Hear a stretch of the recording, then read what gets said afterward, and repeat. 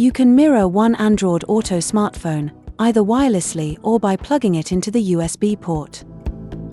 First, install the Android Auto application via the Play Store on your smartphone. To connect your smartphone wirelessly, start by activating the wireless Android Auto function on your smartphone.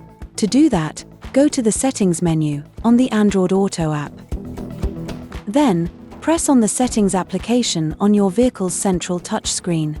In the list, select the Connectivity tab, then Devices, to display the device you wish to connect to Android Auto. If the device has never been connected to the system, pair them.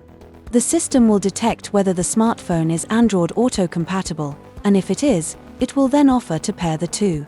If the device has already been connected to the system by Bluetooth, in the list of recognized devices, press on this button to show your smartphone settings.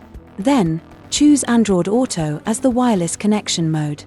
To reconnect your smartphone at a later date, please activate Bluetooth on your device. As soon as the connection is established, press this button to display the Android Auto interface. In order to connect your device using a cable, first deactivate the Android Auto wireless function in the Settings menu of your smartphone's Android Auto app. Plug your phone's USB cable into the USB port. After a few seconds, Android Auto will automatically launch. During the first connection, you will have to follow a validation process on your smartphone. This must be carried out whilst the vehicle is stationary. The smartphone is charging when it is connected via the USB cable. To activate the smartphone's voice controls, long press on the control button on the steering wheel.